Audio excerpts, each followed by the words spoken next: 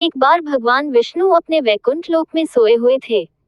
स्वप्न में वे क्या देखते हैं कि करोड़ों चंद्रमाओं की कांति वाले, त्रिशूल डमरूधारी, स्वर्णाभरण भूषित, सुरेंद्र वंदित, अनिमादि सिद्धि सेवित त्रिलोचन भगवान शिव प्रेम और आनंदातिरेक से उन्मत्त होकर उनके सामने नृत्य कर रहे हैं। उन्हें देखकर भगवान विष्णु हर्ष गदगद हो सहसा शैया पर बैठ गए और कुछ देर तक ध्यानस्थ बैठे रहे। उन्हें इस प्रकार बैठे देखकर श्री लक्ष्मी जी उनसे पूछने लगी कि भगवान, आपके इस प्रकार बैठने का क्या कारण है? भगवान ने कुछ देर तक उस प्रश्न का कोई उत्तर नहीं दिया और आनंद में निमग्न हुए चुपचाप बैठे रहे। अंत में कुछ स्वस्थ होने पर वे गदगद कंठ से इस प्रकार बोले, मैंने अभी अभी स्वप्न में भगवान श्री महेश्वर का दर्शन किया है। उनकी छवि ऐसी अपूर्व आनंदमय एवं मनोहर थी कि देहाते ही बनाती थी। मालूम होता है शंकर ने मुझे स्मरण किया है। अहो भाग्य, चलो कैलाश में चलकर हम लोग महादेव के दर्शन करें।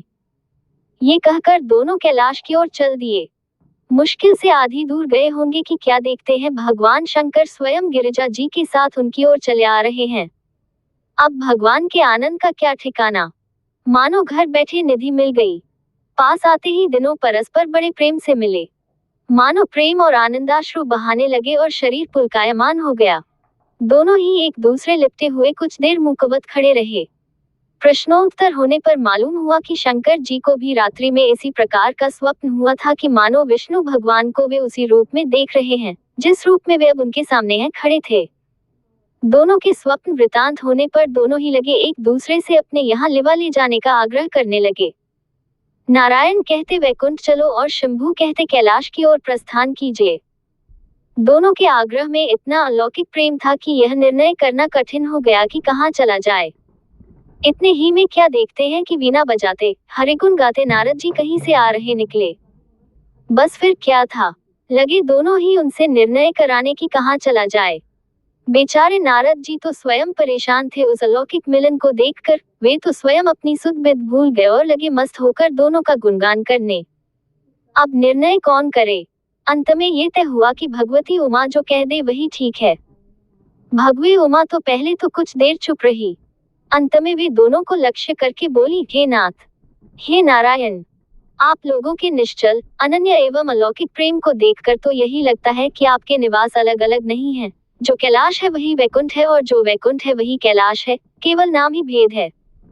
यही नहीं, मुझे तो शरीर देखने में दो हैं, और तो और मुझे तो अब ये स्पष्ट दिखता है कि आपकी भार्याएं भी एक ही हैं, दो नहीं हैं। जो मैं हूँ वही लक्ष्मी है और जो लक्ष्मी है वही मैं हूँ। केवल इतना ही नहीं, मेरी अब ये दृढ़ धारणा हो गई है कि आप लोगों में से एक के प्रति जो द्वेष करता है वह मानो दूसरे के प्रति ही करता है। एक की पूजा जो करता है वह स्वाभाविक ही दूसरे की भी करता है, और जो एक को अपूज्य मानता है वह दूसरे की भी पूजा नहीं करता। मैं तो यह समझती हूँ कि आप दोनों में जो भेद मानता है उसका चिरकाल तक घोर पतन होता है। मैं देखती हूँ कि आप मुझे इस प्रसंग में अपना मध्यस्थ बनाकर मानो मेरी प्रवंचना कर रहे हैं, मुझे चक्कर में डाल रखे हैं, मुझ भुला रहे हैं। अब मेरी यह प्रार्थना है कि आप लोग दोनों ही अपने अपने लोक को पधारिए। श्री विष्णु यह समझे कि हम शिव रूप से वैकुंठ जा रहे हैं और महेश्वर यह माने कि हम विष्णु रूप से कैलाश गमन कर रहे हैं। इस उत्तर को सुनकर दोनों परम प्रसन्न हुए और भगवती उमा की प्रशंसा करते हुए दोनों प्रणामालिंगन के अनंतर हर्षित हो अपने अपने लोक को चले गए। लौटकर जब श्री विष्णु वैकुंठ पहुंचे तो श्री लक्ष्मी ही उनसे पूछने लगी कि प्रभु, सबसे अधिक प्रिय आपको कौन है? इस पर भगवान बोले, प्रिय, मेरे प्रियतम केवल श्री शंकर हैं। वास्तव में मैं ही जनार्दन हूँ और मैं ही महादेव हूँ। अलग अलग नहीं है, हम एक ही हैं। मुझ में और शंकर जी में कोई अंतर नहीं है। शंकर जी के अतिरिक्त शिव जी की चर्चा करने वाला शिव भागवत भी मुझे अत्यंत प्रिय है। इसके विपरीत जो शिव पूजा नहीं करते वे मुझे कदापि प्रिय नहीं हो सकते। शिवद्रोही वैष्णवों को और विष्णु द्वेषी शैवों को इस प्रसंग पर ध्यान देना चाहिए।